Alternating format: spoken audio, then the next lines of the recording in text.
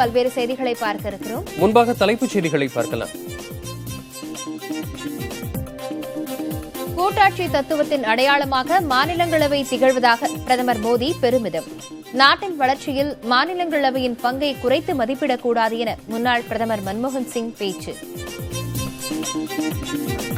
முதலமைச்சர் எடப்பாடி பழனிசாமி தலைமையில் இன்று தமிழக அமைச்சரவை கூட்டம். உள்ளாட்சி தேர்தல் உள்ளிட்டவை குறித்து ஆலோசனை என தகவல். தமிழக ஆளுநரின் செயலாளராக இருந்த ஆர் ராஜகோபால் தலைமை தகவல் ஆணையராக நியமனம். ஆளுநரின் செயலாளராக ஆனந்த்ராவ் விஷ்ணு பாட்டீலை நியமித்து தமிழ்நாடு அரசு உத்தரவு. உள்ளாட்சி தேர்தல் தேதி டிசம்பர் 13க்குள் அறிவிக்கப்படும் என உச்சநீதிமன்றத்தில் மாநில தேர்தல் ஆணையம் உறுதி. தொகுதி மறுவரையறை முழுமை பெறவில்லை என திமுக தரப்பில் வாதம்.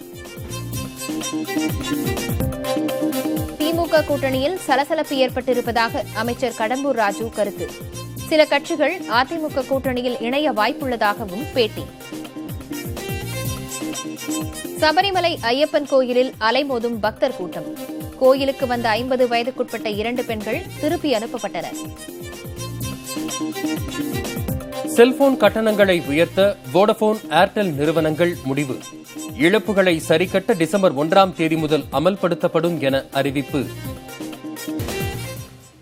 பரபரப்பான சூழலில் தமிழக அமைச்சரவை கூட்டம் இன்று நடைபெறவுள்ளது. தலைமைச் செயலகத்தில் முதலமைச்சர் எடப்பாடி பழனிசாமி தலைமையில் அமைச்சரவை கூட்டம் காலை 11 மணிக்கு நடைபெறவுள்ளது. இதில் தமிழகத்தில் புதிய தொழில்கள் தொடங்க அனுமதி அளிப்பது உள்ளிட்ட பல்வேறு அம்சங்கள் குறித்து விவாதித்து முடிவெடுக்கப்படும் என தகவல் வெளியாகியுள்ளது. மேலும் பல்வேறு துறைகளில் கொள்கை முடிவுகளை குறித்தும் அமைச்சர்களுடன் விவாதித்து முக்கிய முடிவுகள் எடுக்கப்படலாம் என்றும் தகவல்கள் வெளியாகியுள்ளன. உள்ளாட்சி தேர்தலை நடத்த மாநில தேர்தல் ஆணையம் முனைப்பு காட்டி வரும் நிலையில் அது தொடர்பாக அமைச்சரவை கூட்டத்தில் ஆலோசிக்கப்படலாம் என தெரிகிறது. அமெரிக்க சுற்றுப்பயணம் முடிந்து சென்னை திரும்பிய துணை முதலமைச்சர் ஓ பன்னீர்செல்வத்துக்கு அதிமுக தொண்டர்கள் உற்சாக வரவேற்பளித்தனர். அரசுமுறை பயணமாக கடந்த 8ஆம் தேதி அமெரிக்கா புறப்பட்டுச் சென்ற அவர் சிகாகோ, ஹியூஸ்டன், நியூயார்க் உள்ளிட்ட மாகாணங்களில் வசிக்கும் அமெரிக்க வாழ் தமிழர்களை சந்தித்தார். 10 நாட்களாக அங்கு தங்கியிருந்து பல்வேறு நிகழ்ச்சிகளில் கலந்து கொண்ட துணை முதல்வர் தமிழகத்தில் தொழில் தொடங்க வருமாறு அழைப்பு விடுத்தார். இதனிடையே ஓ பன்னீர்செல்வத்துக்கு வீரத்தமிழன் உள்ளிட்ட பல்வேறு விருதுகளை கொடுத்து அமெரிக்க வாழ் தமிழர்கள் கௌரவித்தனர். அரசுமுறை பயணத்தை முடித்துக் கொண்டு சென்னை திரும்பிய அவருக்கு அமைச்சர் பாண்டியராஜன், அதிமுக அவைத்தலைவர் மதுசூதனன் உள்ளிட்டோர் வரவேற்பளித்தனர். அதன்பின் செய்தியாளர்கள் மத்தியில் பேசிய பன்னீர்செல்வம் அமெரிக்க சுற்றுப்பயணம் தமிழகத்தின் வளர்ச்சிக்கு உதவிகரமாக அமையும் என நம்பிக்கை தெரிவித்தார்.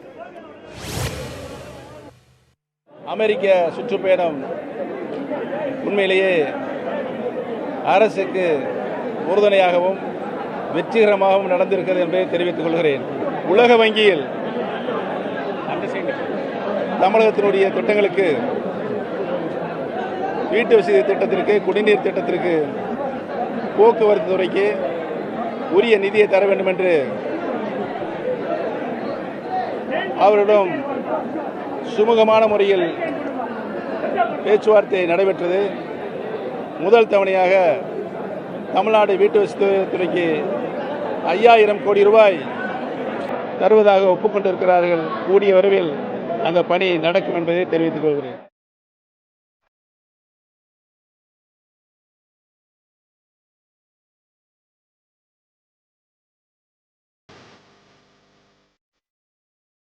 தமிழ்நாட்டில் அரசியல் அதிசயம் நாளையும் நடக்கும் என நடிகர் ரஜினிகாந்த் தெரிவித்துள்ளார். ரஜினியின் அண்மைக்கால பேச்சுகள் அவர் விரைவில் அரசியல் கட்சியை தொடங்குவார் என்ற எதிர்பார்ப்பை எகிரச் செய்திருக்கிறது. யுத்தம் செய்ய மாட்டேன்னு போயிட்டேன்னு சொன்ன கோவலன்னு சொல்லுவாங்க. நான் அரசியலுக்கு வருவது உறுதி.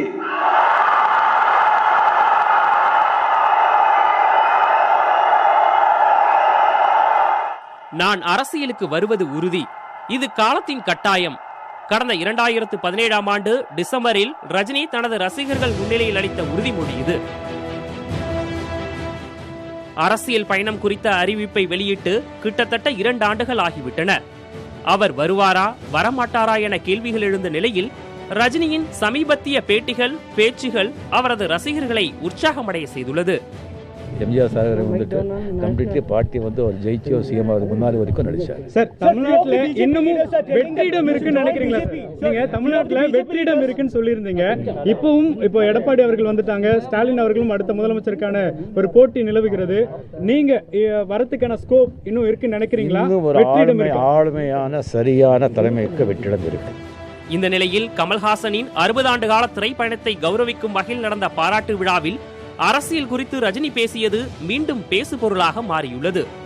2 ஆண்டுகளுக்கு முன்பு முதலமைச்சர் ஆவோம் என எடப்பாடி பழனிசாமி கனவில் கூட நினைத்து பார்த்திருக்க மாட்டார் என்றும், ஆனால் அதிசயம் நடந்ததாகவும் ரஜினி பேசினார். இன்றும் அந்த அதிசயம் நடப்பதாகவும் நாளையும் நடக்கும் என்றும் கூறினார். இந்நிலையில் அடுத்த ஆண்டு ரஜினிகாந்த் கட்சி தொடங்குவது உறுதி என அவரது நண்பரும் காந்திய மக்கள் இயக்கத்தின் தலைவருமான தமிழருவி மணியன் தெரிவித்துள்ளார்.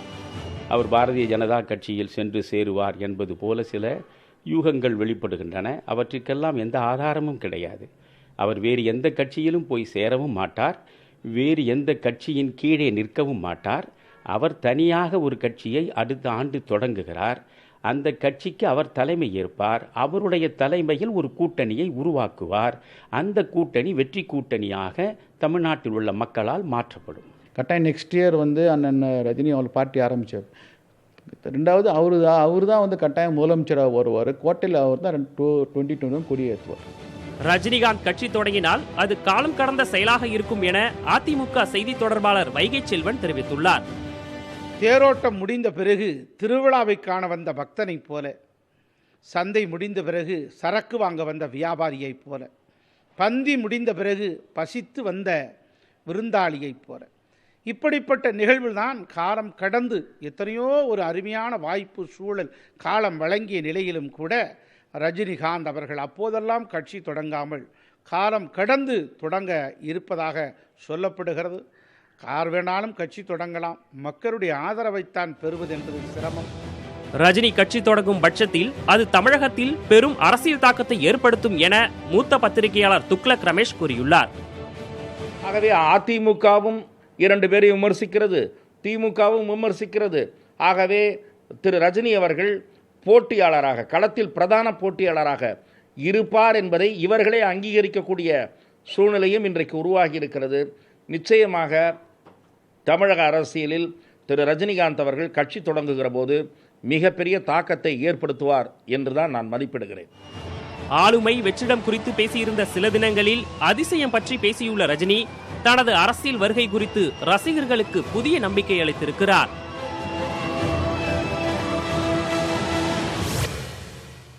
அதிசயம் நடந்ததால் தான் எடப்பாடி பழனிசாமி தமிழக முதலமைச்சர் ஆனார் என்று நடிகர் ரஜினிகாந்த் கூறிய கருத்தை வன்மையாக கண்டிப்பதாக துணை முதலமைச்சர் ஓ பன்னீர்செல்வம் தெரிவித்துள்ளார். சென்னை விமான நிலையத்தில் செய்தியாளர்களிடம் பேசிய அவர் இவ்வாறு கூறினார்.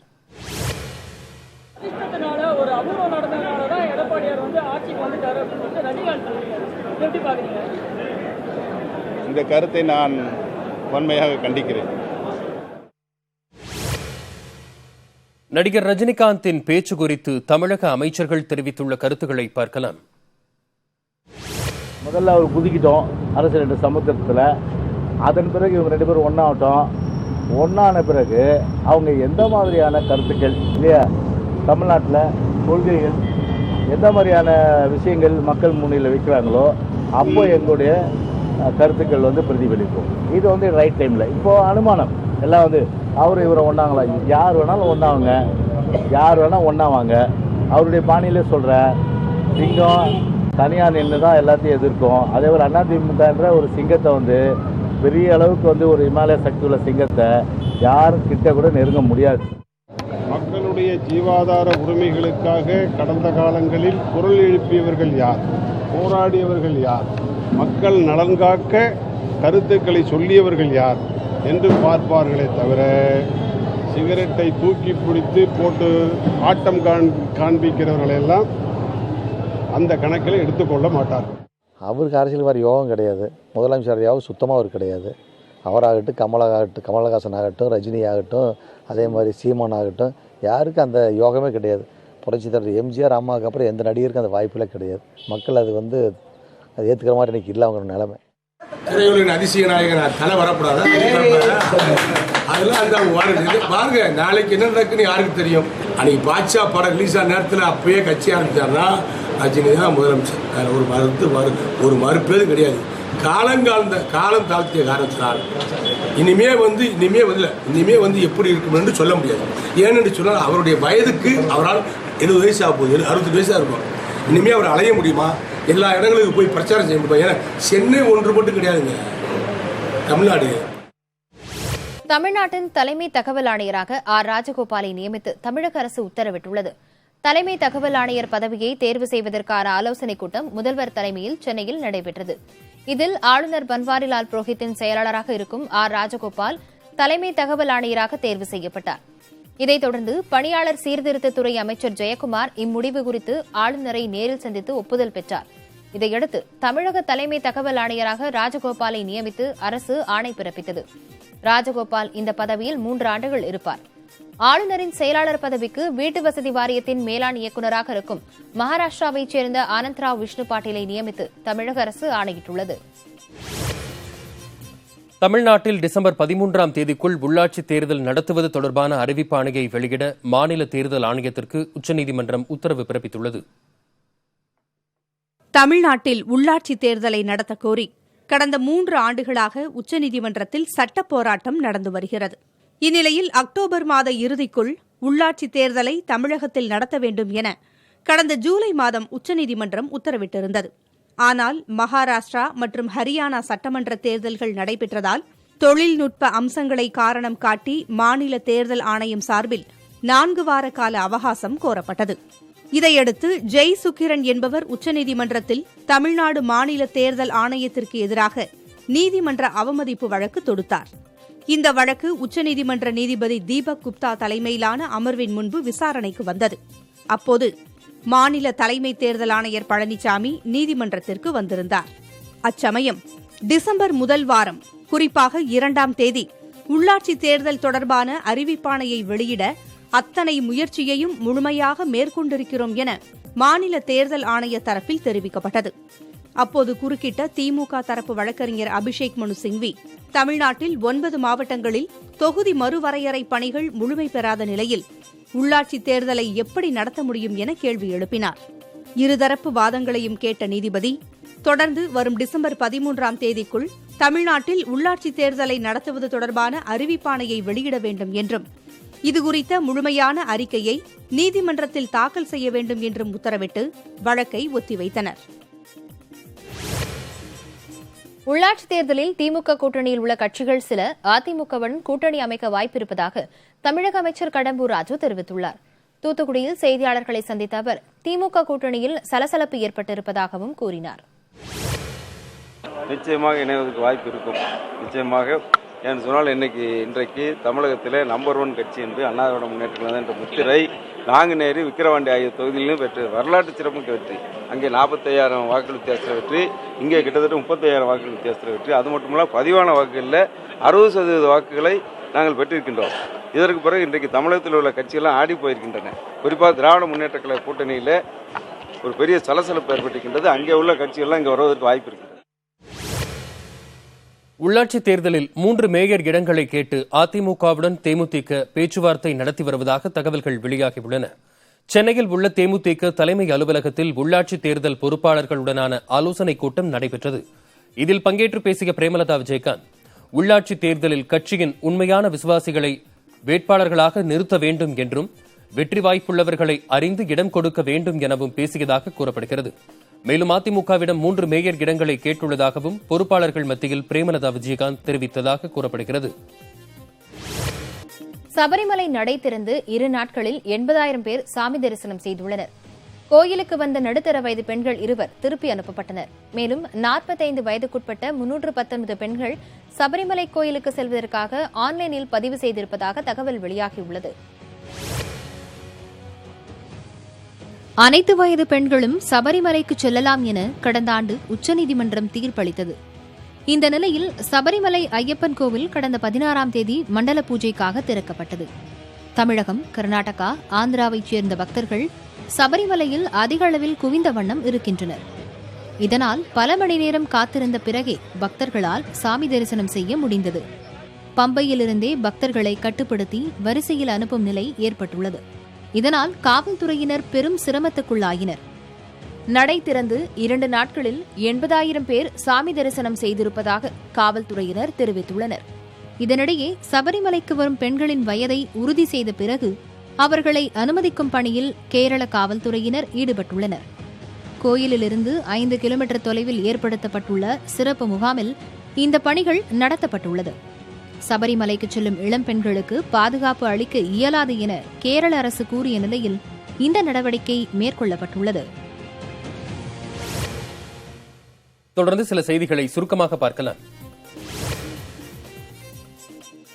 சபரிமலை கோவில் நடை திறந்த முதல் நாளிலேயே 3 கோடி ரூபாய் உண்டியல் காணிக்கையாக வசூலாகி இருப்பதாக தெரிவிக்கப்பட்டுள்ளது. மண்டல பூஜை, மகர விளக்கு பூஜைகளுக்காக சபரிமலை கோவில் நடை கடந்த 16ஆம் தேதி திறக்கப்பட்டது. கடந்த 2 நாட்களில் மட்டும் சுமார் 70,000 பக்தர்கள் ஐயப்பனை தரிசனம் செய்துள்ளனர். இந்நிலையில் நடை திறந்த முதல் நாளிலேயே 3 கோடியே 30 லட்சம் ரூபாய் உண்டியல் காணிக்கை மூலம் வசூலாகி இருப்பதாக திருவிதாங்கூர் தேவஸ்வம் போர்டு தலைவர் வாசு தெரிவித்துள்ளார். கடந்த ஆண்டை ஒப்பிடும்போது இந்த ஆண்டு வசூல் தொகை 2 மடங்கு அதிகம் என்றும் அவர் கூறியுள்ளார். கடந்த ஆண்டு உச்சநீதிமன்ற உத்தரவை கேரள அரசு அமல்படுத்த முயன்றதால் பக்தர்களும் இந்து அமைப்பினரும் போராட்டம் நடத்தினர். இதனால் பக்தர்கள் வருகை குறைந்ததோடு நடை திறந்த முதல் நாளில் 1 கோடியே 28 லட்சம் ரூபாய் மட்டுமே வசூலானது. சபரிமலை செல்லும் ஐயப்ப பக்தர்கள் பிளாஸ்டிக் பொருட்களை எடுத்துச் செல்ல வேண்டாம் என இந்து சமய அறநிலையத்துறை அறிவுறுத்தியுள்ளது. இதுகுறித்து இந்து சமய அறநிலையத்துறை சார்பில் வெளியிடப்பட்டுள்ள அறிக்கையில், தமிழகத்திலிருந்து சபரிமலைக்கு செல்லும் ஐயப்ப பக்தர்கள் எந்த வடிவத்திலும் பிளாஸ்டிக் பொருட்களை உடன் எடுத்துச் செல்ல வேண்டாம் என கேட்டுக் கொள்ளப்பட்டுள்ளது. பழைய துணிகளை பம்பை நதியில் விட வேண்டாம் எனவும் அறிவுறுத்தப்பட்டுள்ளது. மேலும் தமிழகத்திலிருந்து சபரிமலைக்கு செல்லும் பக்தர்களின் வசதிக்காக சென்னை, தேனி, புளியரை, களியக்காவிளை ஆகிய இடங்களில் பயண தகவல் மற்றும் அசௌகரியங்களுக்கு தீர்வு காணும் வகையில் தகவல் மையங்கள் திறக்கப்பட்டிருப்பதாகவும் தெரிவிக்கப்பட்டுள்ளது. கேரளாவில் கல்லூரி மாணவிகளை கியர் மாற்ற அனுமதித்த தனியார் பேருந்து ஓட்டுநரின் உரிமத்தை 6 மாதங்களுக்கு ரத்து செய்து அம்மாநில அரசு நடவடிக்கை எடுத்துள்ளது. கேரளாவிலிருந்து கோவா சென்ற தனியார் பேருந்தை இயக்கிய ஓட்டுநர் ஷாஜி தனது இருக்கையின் அருகே கல்லூரி மாணவிகள் சிலரை அமர வைத்திருந்தார். ஸ்டைலாக கருப்பு கண்ணாடி அணிந்திருந்த ஷாஜி பந்தாவாக தன்னை காட்டிக்கொண்டு பேருந்தை இயக்கினார். ஒரு கட்டத்தில் கல்லூரி மாணவிகளை வைத்தே பேருந்தின் கியரை மாற்ற வைத்தார் ஷாஜி. இதைக் கண்டு அச்சமடைந்த பிற பயணிகள் இந்த அபாய விளையாட்டை செல்போனில் படம் பிடித்து சமூக வலைதளங்களில் பதிவேற்றினர். கல்லூரி மாணவிகள் கியர் மாற்றிய வீடியோவை பார்த்தவர்கள் கடும் எதிர்ப்பை பதிவிட்டனர். ஷாஜியின் ஜாலி விளையாட்டு அவருக்கே தலைவலியானது. சம்பவம் குறித்து விசாரணை நடத்திய கேரள போக்குவரத்து துறை ஷாஜியின் ஓட்டுநர் உரிமத்தை 6 மாதங்களுக்கு ரத்து செய்தது. ஒடிஷா சென்ற மக்கள் நீதி மய்யம் கட்சியின் தலைவரும் நடிகருமான கமல்ஹாசன் அம்மாநில முதல்வர் நவீன் பட்நாயக்கை சந்தித்து பேசினார். தலைநகர் புவனேஸ்வரில் உள்ள நவீன் பட்நாயக்கின் இல்லத்தில் சுமார் அரை மணி நேரம் வரை இந்த சந்திப்பு நீடித்தது. இதைத் தொடர்ந்து செய்தியாளர்களுக்கு பேட்டியளித்த நடிகர் கமல்ஹாசன் அரசியல் அறிவுரை பெற்றுக் கொள்வதற்காக நவீன் பட்நாயக்கை சந்தித்து பேசியதாக தெரிவித்தார். பிஜு ஜனதா தளத்துடன் கூட்டணி அமைக்கும் வாய்ப்பிருக்கிறதா என்ற கேள்விக்கு பதிலளித்த கமல்ஹாசன் கட்சியின் மூத்த தலைவர்கள் அது பற்றி முடிவெடுப்பார்கள் என தெரிவித்தார். தற்போதைக்கு அவரது அரசியல் அனுபவத்தையும் அறிவுரையையும் கேட்கவே இந்த சந்திப்பு நடைபெற்றதாகவும் கூறினார். கமல்ஹாசனை சந்தித்தது மகிழ்ச்சி அளித்ததாக நவீன் பட்நாயக் தெரிவித்தார். கமலின் அரசியல் பயணம் மற்றும் நடித்து வரும் திரைப்படங்கள் குறித்து கேட்டறிந்ததாக நவீன் பட்நாயக் கூறினார். தொலைத்தொடர்பு துறையில் அதிகரித்திருக்கும் தொழில் போட்டி மற்றும் நஷ்டங்களை சமாளிக்கும் வகையில் வரும் டிசம்பர் மாதம் முதல் செல்போன் சேவை கட்டணங்களை உயர்த்தப் போவதாக வோடபோன் ஐடியா மற்றும் ஏர்டெல் நிறுவனங்கள் அறிவித்துள்ளன.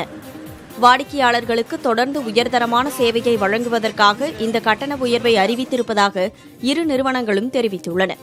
எனினும் கட்டண உயர்வு எவ்வளவு என்பது குறித்து தெரிவிக்கப்படவில்லை. வோடபோன் நிறுவனம் கடந்த 3 மாதங்களில் 50,921 கோடி ரூபாய் இழப்பை சந்தித்திருப்பதாக தெரிவித்துள்ளது. நாடாளுமன்றத்தின் குளிர்கால கூட்டத்தொடர் தொடங்கியது. காஷ்மீர் விவகாரம், சோனியா காந்தி குடும்பத்தினருக்கு சிறப்பு பாதுகாப்பு விலக்கப்பட்டது உள்ளிட்டவை குறித்து எதிர்க்கட்சியினர் பிரச்சினை எழுப்பினர்.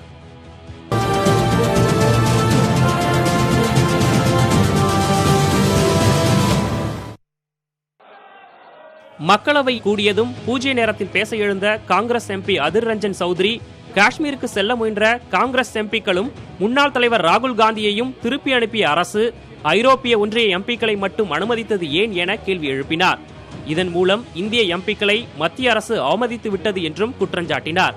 நாடாளுமன்ற கூட்டத்தொடரில் பங்கேற்பதற்கு முன்னாள் காஷ்மீர் முதல்வர் ஃபருக் அப்துல்லாவை அனுமதிக்காதது அராஜகமான செயல் என்றும் அவர் விமர்சித்தார். அப்போது குறுக்கிட்ட சபாநாயகர், முந்தைய கூட்டத்தொடரின் போதே ஃபருக் அப்துல்லா தடுப்பு காவலில் கைது செய்யப்படவில்லை என்ற தகவலை உள்துறை அமைச்சர் அமித்ஷா தெரிவித்துவிட்டதாகவும், ஆனால் அவர் கைது செய்யப்பட்டதற்கான எழுத்துப்பூர்வ தகவல் தற்போதுதான் கிடைத்திருப்பதாகவும் கூறினார். இதைத் தொடர்ந்து பேசிய திமுக எம்பி TR பாலு, இந்த விவகாரத்தில் சபாநாயகர் ஓம் பிர்லா தலையிட வேண்டும் என்றும், நாடாளுமன்ற எம்பிக்களின் பாதுகாவலர் என்ற முறையில் தக்க நடவடிக்கை எடுக்க வேண்டும் என்றும் கேட்டுக்கொண்டார். மேலும் ஃபருக் அப்துல்லாவுக்கு நிகழ்ந்திருப்பது சட்டவிரோதம் என்றும், அவரை விடுவிக்க சபாநாயகர் முயற்சி மேற்கொள்ள வேண்டும் என்றும் வலியுறுத்தினார். இதேபோல் வீட்டுச் சிறையில் இருக்கும் மக்கள் ஜனநாயக கட்சி தலைவரும் முன்னாள் முதல்வருமான மெஹபூபா முப்தியையும் விடுவிக்க வேண்டும் என்றும், அவரை சிலர் தாக்கியிருப்பதாக தகவல்கள் வெளியாகியிருக்கிறது என்றும் TR பாலு பேசினார். இதே விவகாரத்தை மற்ற உறுப்பினர்களும் எழுப்பியதால் நாடாளுமன்றத்தில் சலசலப்பு ஏற்பட்டது. பின்னர் முன்னாள் பிரதமர் மன்மோகன் சிங் மற்றும் காங்கிரஸ் இடைக்கால தலைவர் சோனியா காந்தியின் குடும்பத்தினருக்கு சிறப்பு பாதுகாப்பு படையின் பாதுகாப்பு விலக்கிக் கொள்ளப்பட்டது குறித்தும் காங்கிரஸ் உறுப்பினர்கள் பிரச்சனை எழுப்பினர்.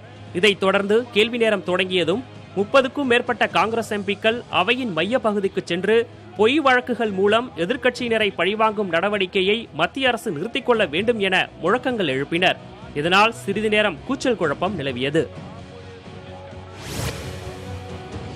நாடாளுமன்றத்தின் மையப்பகுதிக்கு சென்று முழக்கங்கள் எழுப்பாமலேயே மக்களின் மனங்களை வெல்ல முடியும் என பிரதமர் நரேந்திர மோடி தெரிவித்துள்ளார். மாநிலங்களவையின் 250வது கூட்டத்தொடரை முன்னிட்டு சிறப்பு விவாதம் நடைபெற்றது. இதில் கலந்து கொண்டு பேசிய பிரதமர் நரேந்திர மோடி, கட்சி பாகுபாடுகளை மறந்து தேசியவாத காங்கிரஸ் மற்றும் பிஜு ஜனதாதள கட்சி எம்பிக்களை பாராட்டி பேசினார். நாடாளுமன்ற கூட்டத்தொடர்களில் இவ்விரு கட்சிகளைச் சேர்ந்த எம்பிக்கள் தான் மிகுந்த கண்ணியத்துடன் நடந்து கொள்வதாகவும், அவையின் மைய பகுதிக்கு சென்று இதுவரை அவர்கள் முழக்கமிட்டதில்லை என்றும் கூறினார். நாடாளுமன்ற நெறிகளை பின்பற்றுவதில் தேசியவாத காங்கிரஸ் மற்றும் பிஜு ஜனதாதள கட்சியின் எம்பிக்களை பார்த்து பாரதிய ஜனதாவினரும் பின்பற்ற வேண்டும் எனவும் பிரதமர் மோடி கேட்டுக்கொண்டார். அவையின் மைய பகுதிக்கு வந்து வீணாக கூச்சலிடாமலேயே தங்கள் தரப்பில் தெரிவிக்க வேண்டியதை வலுவாக அவர்கள் தெரிவித்து வருகின்றனர் என்றும், இதன் மூலம் வீண் கூச்சல் போடாமல் மக்கள் மனங்களை வெல்ல முடியும் என்பதையும் அவர்கள் நிரூபித்திருப்பதாக பிரதமர் மோடி புகழாரம் சூட்டினார். வழக்கமாக எதிர்க்கட்சிகள் மீது குறை கூறும் பிரதமர் மோடி, மாநிலங்களவையின் 250வது கூட்டத்தொடரில் தேசியவாத காங்கிரஸ் மற்றும் பிஜு ஜனதாதளத்தை பாகுபாடு இல்லாமல் பாராட்டி பேசியிருப்பது அரசியல் வட்டாரங்களில் பெரும் வரவேற்பை பெற்றுள்ளது. தேசத்தின் வளர்ச்சிக்கு மாநிலங்களவையின் பங்கை குறைத்து மதிப்பிடக்கூடாது என்றும், மசோதாக்கள் குறித்து விவாதிப்பதற்கு கூடுதல் நேரம் ஒதுக்கப்பட வேண்டும் என்றும் முன்னாள் பிரதமர் மன்மோகன் சிங் வலியுறுத்தியுள்ளார். மாநிலங்களவையின் 250வது கூட்டத்தொடரை முன்னிட்டு நடந்த சிறப்பு விவாதத்தில் பங்கேற்ற அவர், 16வது மக்களவையில் வெறும் 25% மசோதாக்கள் மட்டுமே குழுக்களின் ஒப்புதலுக்காக பரிந்துரைக்கப்பட்டது என்றும், கடந்த மக்களவை பணிகளை ஒப்பிடும்போது இது மிகவும் குறைவு என்றும் தெரிவித்தார். பண மசோதாவுக்கு இருக்கும் சலுகைகளை தவறாக பயன்படுத்துவதை மத்திய அரசு தவிர்க்க வேண்டும் என்றும் கேட்டுக்கொண்டார். ஜம்மு காஷ்மீரை யூனியன் பிரதேசமாக மாற்றுவது போன்ற முக்கிய முடிவுகளை எடுப்பதற்கு முன்பாக மாநிலங்களவையில் மத்திய அரசு கருத்து கேட்டிருக்க வேண்டும் என்றும் மன்மோகன் சிங் பேசினார். மாநிலங்களவையின் பங்கை குறைத்து மதிப்பிடக்கூடாது என்றும், முக்கிய மசோதாக்கள் குறித்து விவாதிப்பதற்கு கூடுதல் நேரம் ஒதுக்கப்பட வேண்டும் என்றும் அவர் கேட்டுக்கொண்டார். மத்திய பிரதேச மாநிலம் இந்தூரில் சுறுசுறுப்பாகவும் நடனமாடியபடியும் தன்னார்வத்தோடு போக்குவரத்தை சீரமைக்கும் சேவையில் ஈடுபட்டிருக்கிறார் MBA மாணவி ஒருவர்.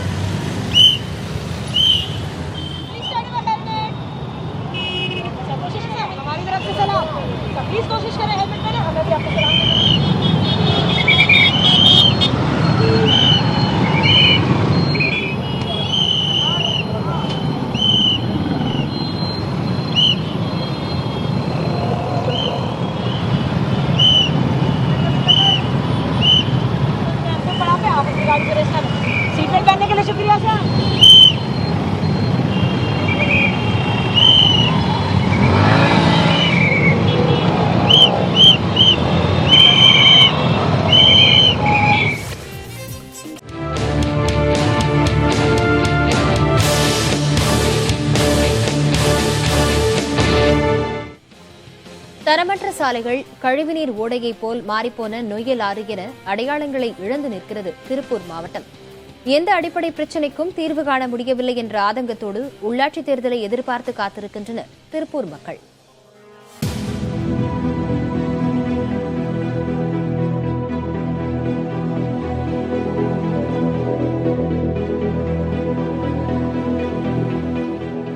கோவை மாவட்டத்திலிருந்து 2009ஆம் ஆண்டு உதயமானது திருப்பூர் மாவட்டம்.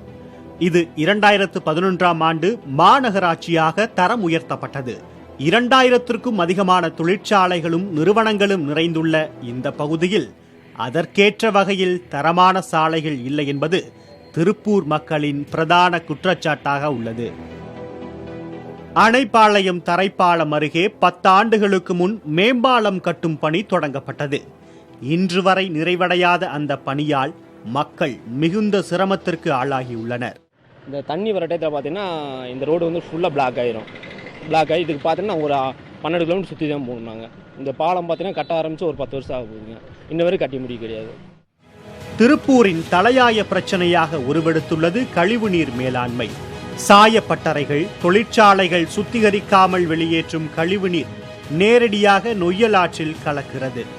அதனால் நகரின் மிகப்பெரிய சாக்கடையாக நொய்யல் ஆறு மாறிவிட்டதாக கவலை தெரிவிக்கின்றனர் திருப்பூர் மக்கள். குப்பை மேலாண்மையும் கவலைக்குரியதாகவே உள்ளது. நொய்யல் முற்றிலுமாக கழிவுநீர் ரொம்ப கலந்துக்கிட்டு இருக்கு. இதில் இந்த 2-3 வருஷத்தில் பார்த்தீங்கன்னா நிறைய புது ஆலைகள் இதெல்லாமே தொடங்கிட்டு இருக்காங்க. அவங்களும் டைரெக்டாக எதுவும் மறுசுழற்சி பண்ணுறதில்ல. இதில் அப்படியே கலக்கிட்டு தான் இருக்காங்க. டிச்சில் தண்ணி போக மாட்டேங்குது. ரெண்டாவது குப்பையெல்லாம் பார்த்தீங்கன்னா ரோட்டோரம் கொட்டி போட்டுறாங்க. இதை மக்களும் பண்ணுறாங்க. ரெண்டாவது கம்பெனியில் இருக்கிறவங்களும் பண்ணுறாங்க, ரோட்டோரம் போட்டுறாங்க. உள்ளாட்சி பிரதிநிதிகள் இல்லாததால் மக்களின் கருத்துக்களை கேட்காமலேயே சொத்து வரி பன்மடங்கு உயர்த்தப்பட்டுள்ளதாகவும் புகார் எழுந்துள்ளது. 9,000 ரூபா வரினா 9,000 ரூபா வரி போட்டிருக்காங்க. இந்த மாதிரி எத்தனை மடங்கு ஏற்றிருக்காங்கன்னு தெரியல. கேள்வி கேட்டோன்னா எதை தீர்மானம் போட்டு நீங்கள் ஏற்றுனீங்கன்னா நாங்கள் தனி அலுவலர் அரசோட இதனால் நாங்கள் ஏற்றிருக்கோம் அப்படின்னு சொல்கிறாங்க. மாநகராட்சி மட்டுமின்றி நகராட்சி பகுதிகளிலும் அடிப்படை பிரச்சனைகள் தீர்க்கப்படாமல் உள்ளன. அவிநாசியில் சேயூர் மங்கலம் சந்திப்புகளில் ரவுண்டானா அமைக்க வேண்டும் என்பது அந்த பகுதி மக்களின் நீண்டகால கோரிக்கை. ஆக்கிரமிப்புகளால் சுருங்கி கிடக்கும் அந்த சாலையை கடக்க 1 மணி நேரத்திற்கும் மேலாவதாக ஆதங்கப்படுகின்றனர் வாகன ஓட்டிகள். தினமும் பயன்படுத்துறவங்க வந்தா கூட குறிப்பிட்ட நேரத்துக்கு அவங்க அங்கே போக முடியாது. ஒரு அவசர அடிபட்டு ஒருத்தர் கொண்டு வரணும். அந்த திருமண நாட்கள் ஆம்புலன்ஸ் போகிறதுனாவே 3/4 மணி நேரம் இந்த இடத்து தாண்டது. முறையாக செயல்படுத்தப்படாத பாதாள சாக்கடை திட்டத்தால் உடுமலைப்பேட்டை நகராட்சி மக்கள் சுகாதார சீர்கேட்டிற்கு ஆளாகியுள்ளனர். தாராபுரம் நகராட்சியில் உள்ள அமராவதி அணைக்கட்டிலிருந்து 8000க்கும் அதிகமான ஏக்கர் விளைநிலங்களுக்கு பாசனத்திற்கு தண்ணீர் கொண்டு செல்லும் ராஜவாய்க்கால் கழிவுகளின் தேக்கிடமாக மாறியுள்ளது. அமராவதி ஆயக்கட்டு பாசனத்துக்கு உண்டான கால்வாய் ராஜவாய்க்கால் அங்கே போயிட்டு இருக்குது. அந்த வாய்க்காலில் பார்த்தீங்கன்னா நகராட்சியினுடைய ஒட்டுமொத்த கழிவுகளும் அங்கே கலக்கக்கூடிய சூழல் ஏற்பட்டு கொண்டிருக்கிறது. அதே மாதிரி அரசு மருத்துவமனையுடைய கழிவுகளும் அங்கே கலக்கப்படக்கூடிய சூழல் ஏற்பட்டிருக்குது. தங்களுடைய அனைத்து அடிப்படை பிரச்சனைகளுக்கும் உள்ளாட்சி தேர்தல் மூலம் தீர்வு கிடைக்கும் என்ற நம்பிக்கையோடு காத்திருக்கின்றனர் திருப்பூர் மக்கள். புதிய தலைமுறைக்காக செய்தியாளர் கவியரசன். கண்டலேறு அணையில் இருந்து சென்னையின் குடிநீர் தேவைக்காக திறக்கப்படும் தண்ணீர் ஆந்திர விவசாயிகளால் திருடப்படுவது புதிய தலைமுறையின் கள ஆய்வில் மீண்டும் நிரூபணமாகியுள்ளது. ஆந்திராவில் உள்ள கண்டலேறு அணையிலிருந்து சென்னையின் குடிநீர் தேவைக்காக ஆண்டுக்கு 12 டிஎம்சி தண்ணீர் திறந்துவிட வேண்டும். ஜூலை முதல் அக்டோபர் வரையிலான பருவத்தில் 8 டிஎம்சி கிருஷ்ணா நதிநீரை ஆந்திர அரசு தமிழகத்திற்கு வழங்க வேண்டும். ஆனால் இந்த ஆண்டு ஜூலையில் திறக்க வேண்டிய தண்ணீர் செப்டம்பர் 25ஆம் தேதிதான் திறக்கப்பட்டது.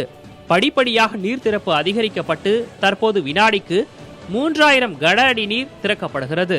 ஆனால் தமிழக எல்லையான 0 பாயிண்டிற்கோ 100 கன அடி தண்ணீர் மட்டுமே வந்து சேர்கிறது. இது குறித்து கள ஆய்வில் ஈடுபட்டது புதிய தலைமுறை.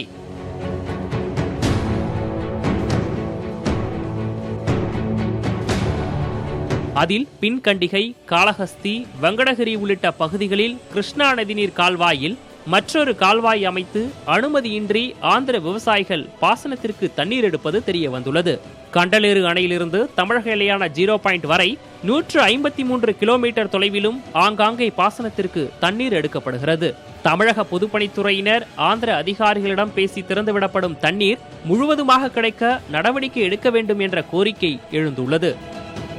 இதுபோன்று ஆந்திர விவசாயிகள் தண்ணீர் திருடுவது குறித்து தமிழக அதிகாரிகளிடம் கேட்டபோது ஆந்திர உயர் அதிகாரிகளிடம் பேசி இதற்கான நடவடிக்கை எடுக்கப்படும் என தெரிவித்திருக்கிறார்கள். இது மட்டுமின்றி இதுபோன்ற அவுட்லெட்களை மூடி முறையாக இந்த தண்ணீரை வரவழைக்க நடவடிக்கை எடுக்கப்படும் என்றும் கூடுதலாக தண்ணீர் திறப்பதற்கான நடவடிக்கை எடுக்கப்படும் உறுதியளித்திருக்கிறார்கள். புதிய தலைமுறைக்காக ஒளிப்பதிவாளர் சாகுலுடன் ஆந்திராவிலிருந்து எழில். தமிழகம் மற்றும் புதுச்சேரியில் ஒரு சில இடங்களில் மழை பெய்ய வாய்ப்பிருப்பதாக சென்னை வானிலை ஆய்வு மையம் தெரிவித்துள்ளது. வெப்பச்சலனம் மற்றும் தென்மேற்கு வங்கக்கடலில் உருவாக்கியுள்ள காற்றழுத்த தாழ்வு நிலை காரணமாக மழைக்கு வாய்ப்பிருப்பதாக தெரிவிக்கப்பட்டுள்ளது. சென்னையை பொறுத்தவரை வானம் மேகமூட்டத்துடன் காணப்படும் என்றும் சில பகுதிகளில் லேசான மழைக்கு வாய்ப்பிருப்பதாகவும் கூறப்பட்டுள்ளது. சென்னையில் காலை முதல் சில பகுதிகளில் லேசான மழை பெய்து வருகிறது.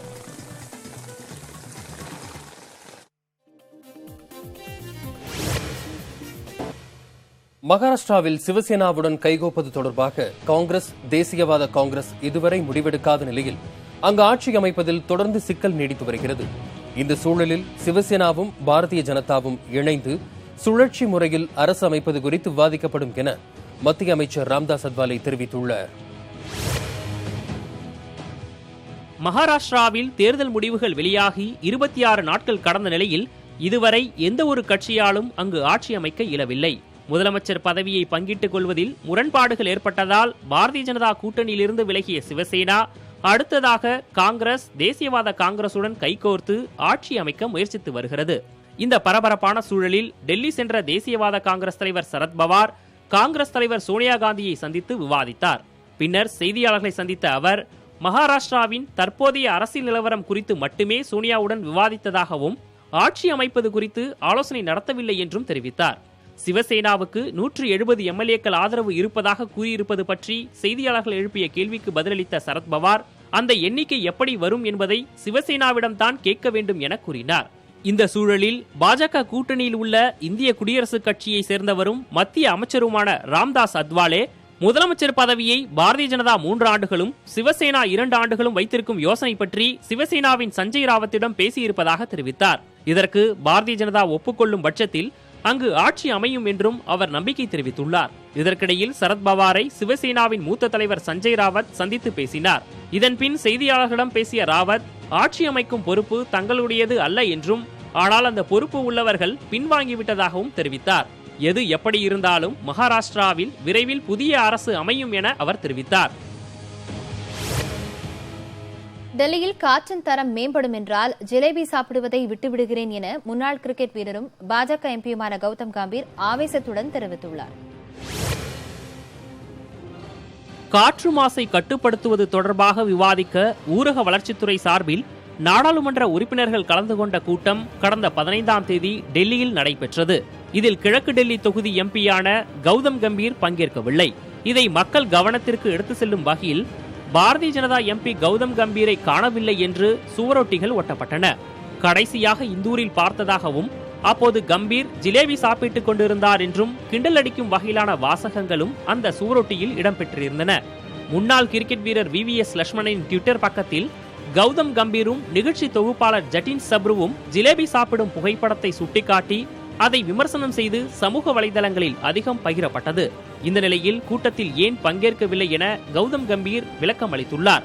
அன்றைய தினம் கிரிக்கெட் போட்டிக்கான வர்ணனை செய்யும் பணி இருந்ததாகவும் இதற்கான ஒப்பந்தம் தாம் அரசியலிற்கு வருவதற்கு முன்பே கையெழுத்தானதால் தவிர்க்க முடியாமல் போனதாகவும் கம்பீர் தெரிவித்துள்ளார். ஜிலேபி சாப்பிடும் பழக்கத்தை தாம் விட்டுவிட்டால் டெல்லியில் காற்றின் தரம் மேம்படும் என்றால் நிரந்தரமாக அதை செய்ய தயார் என்றும் கம்பீர் கூறியுள்ளார். காற்று மாசை கட்டுப்படுத்துவதை ஒரு அறையில் அமர்ந்து கொண்டு கூட்டத்தில் விவாதிப்பதை விட செயலில் காட்டுவதையே தாம் விரும்புவதாக கௌதம் கம்பீர் தெரிவித்துள்ளார்.